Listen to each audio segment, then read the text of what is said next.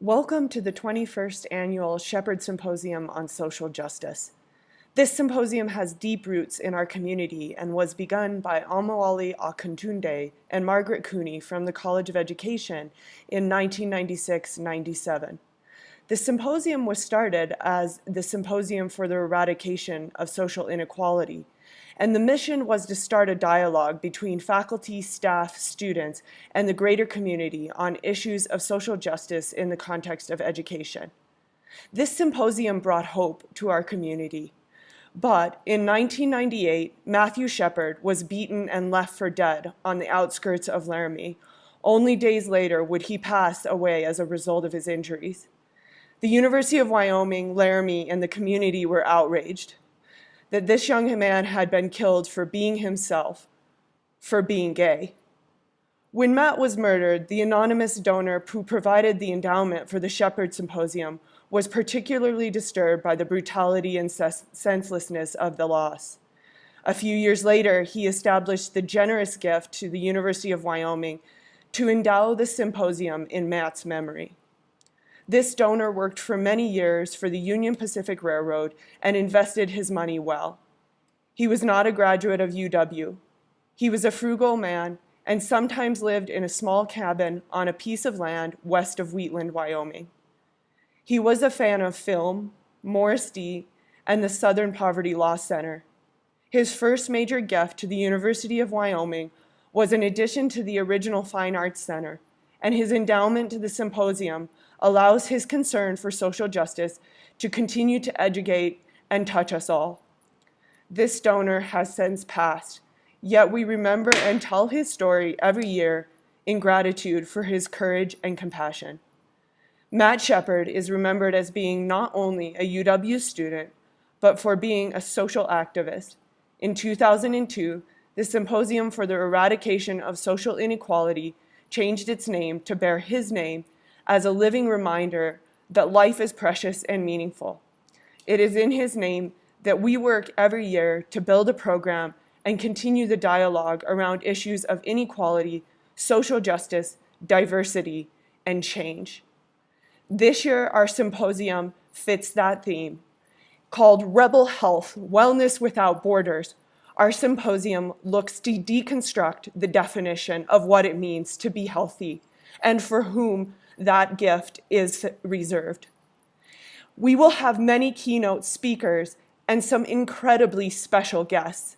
Dr. Robert Bullard, known as the father of environmental justice, will join us for our first keynote address. We will also be visiting with Dr. Allison Kafer and talking about her CRIP manifesto for social justice. Dr. Drew Brown will be talking with us about cultural ideas of race, sports, and masculinity, and redefining our idea of sport. We will also have the chance to talk with Aparna Rajagopal-Durpin, grappling with the unconscious bias and navigating difficult conversations on campus. We have many incredible sponsors for this event, that many of them are listed here. However, we have several very special sponsors and those who have worked very hard to make this event one that is both accessible and sustainable. In the spirit of social justice in action, the planning committee has worked closely with two student groups, the Abilities RSO and the Sustainability Club, to make this symposium maximally accessible and sustainable. In addition to physical access, all non-workshop presentations will have real-time captioning, audio description devices will be provided upon request, and low sensory room will be available for all conference attendees. Additionally, presenters have been given guidelines to better plan for accessibility. In order to make this symposium a zero-waste event, all meals are totally vegan, and the Sustainability Club is working with Acres Student Farm to compost all materials. These are exciting initiatives, and we hope to continue to build upon them in the future. But we want to recognize our student leaders for their tremendous work in implementing these elements into the symposium this year. We are committed to having an open, accessible, and sustainable symposium. In order to be as welcoming as possible, we also ask that you forgo using fragrances. Don't wear perfumes, fragrances, and take down the scented products. Please use the unscented pump soaps that we will provide in the bathrooms and not the soap from the wall dispensers. Most of the presentations in the central ballroom will be live streamed and captioned. Please sit near the screen by the stage to view the transcription during a presentation. Some chairs have been purposefully pulled for wheelchair access. If you need assistance with seating or you have any access requests, please ask the registration desk or ask committee members in the Black Shepard Symposium t-shirts for assistance. We have a little more information on our zero waste event. We don't want to be feeding the Phil, so our event is entirely vegan to meet those ends because those are the compostable wastes. Well, what does it really mean to be zero waste? I mean, what in the world could that indicate? Because of course we're still going to be generating waste.